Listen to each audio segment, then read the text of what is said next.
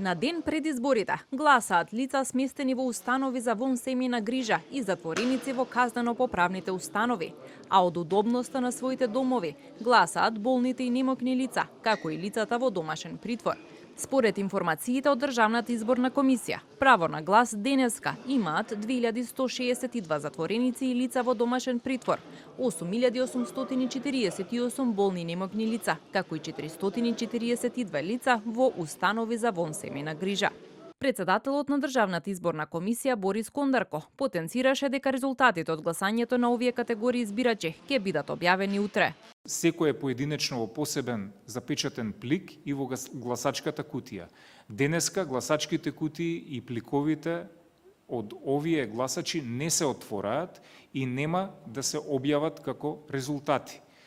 Тие се бројат утре по завршувањето на гласањето заедно со сите други ливчиња во соодветните избирачки одбори и се евидентираат во соодветните општински изборни комисии. Значи бројот на односно резултатот од денешното гласање се брои заедно со гласачките ливчиња и се евидентира утре после завршувањето на гласањето.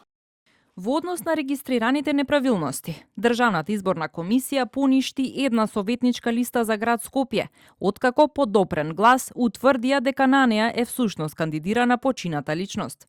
Партијата која ја поднела оваа советничка листа ќе добие и кривична пријава. Иако од ДИК рекоа дека вакви случаи имало и порано, сепак се отвори дилема. Како се случило овој пропуст, кога за една советничка листа да биде потврдена и поднесена лична изјава и подпис за прифаќање на кандидатурата од страна на кандидатите е задолжителна?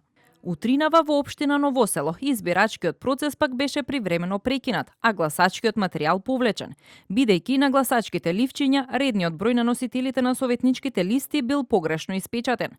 Гласањето продолжи откако беа доставени свежо испечатени исправни гласачки ливчиња.